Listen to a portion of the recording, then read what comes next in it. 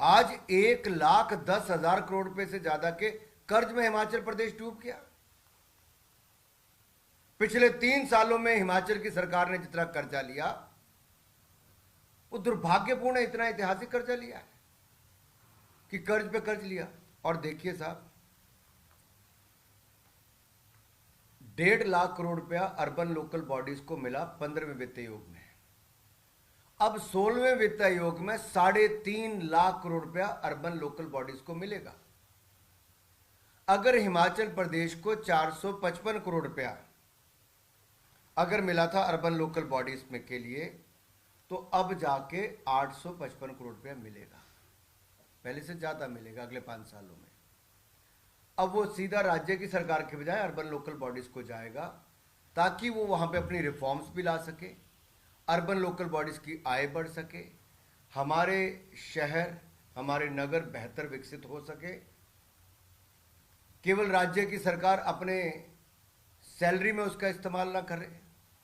अब मैं आपको एक सीधा उदाहरण देता हूं। देखिए, भानुपल्ली बिलासपुर रेलवे लाइन के लिए केंद्र सरकार ने पैसा दिया रेलवे लाइन बनाने के लिए।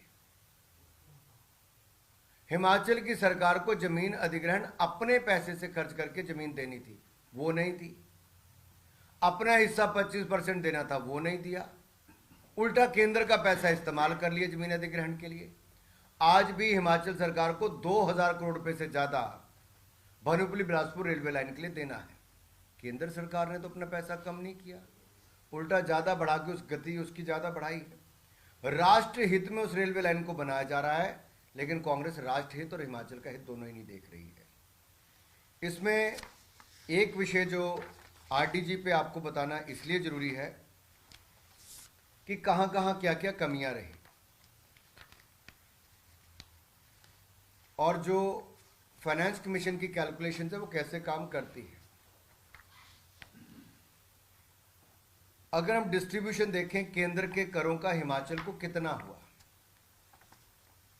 16वें वित्त आयोग के आने के बाद जो पहले केंद्र के करों का 0.83% मिलता था, 0.83% मिलता था नेट प्रोसीड का केंद्र के कर और ड्यूटीज का, वो अब 0.83 से बढ़कर 0.914% हो गया, यानी कि 0.91% हो गया।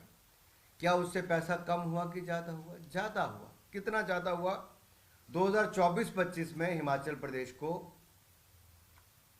10,575.20 करोड़ रुपया मिला। 2025-26 में 11,561.66 करोड़ रुपया मिला और 2026-27 में नए फॉर्मूला के अनुसार 13,949.97 करोड़ रुपया मिलेगा, जो लगभग 2,833 करोड़ रुपया ज्यादा है। अब